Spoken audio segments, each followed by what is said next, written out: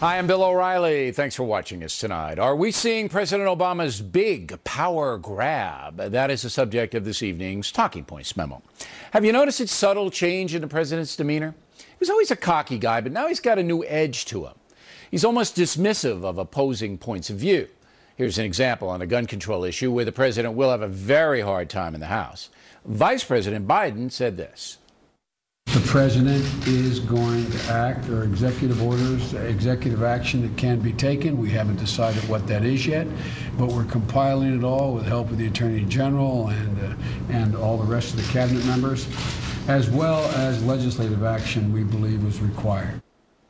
So what Mr. Biden is really saying is that the president is willing to use an executive order on a constitutional issue like guns. Very dicey. Of course, that would be challenged in court, but a decision could take years. In fact, the left in America has embarked on a ferocious anti-gun campaign, basically telling every Democrat, hey, you better support gun control or else. Once again, a driving philosophy behind this is that America is a bad country. We are a violent people. We as Americans believe that it's okay to kill people. We believe it's okay to invade a country that had nothing to do with 9/11. We believe that it's okay to invade a country where we think Osama bin Laden is, and he's in the other country. So we just go in and we just kill. Now, reasonable people know Mr. Moore is a fanatic and what he says really doesn't matter. But President Obama does believe that America is a flawed country, and it is his duty to correct those flaws. That's why we're not seeing much give in the president's position on government spending. He doesn't want to cut social programs. He doesn't want to reform entitlements. That's clear.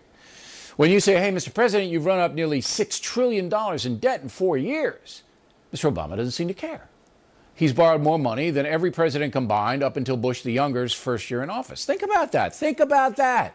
One president borrowing more than 43 presidents combined.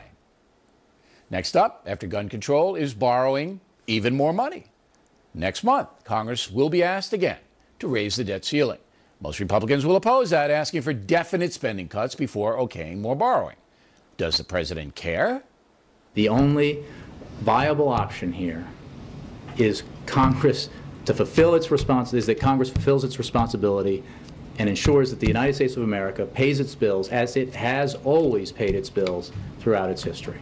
So just shut up and pay, all right? Don't be asking for anything. Just pay. It's Mr. Obama's way or the highway. And again, he could use an executive order to ignore the debt ceiling, and I will not be surprised if he does. So what we have here is not a failure to communicate, as they once said in the movie Cool Hand Luke, but a president who believes he can do what he wants to do with little accountability. He's already signed an executive order changing immigration rules. That was done in the middle of the night. Few even know about it. If this continues, there will be a constitutional crisis in America. Unfortunately, we the people are slow to understand what's actually happening here. There's no collaboration going on in Washington right now.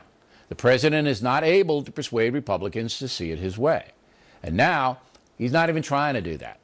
Mr. Obama is hell-bent on changing the USA. And in his mind, no one's going to stop him. And that's a memo.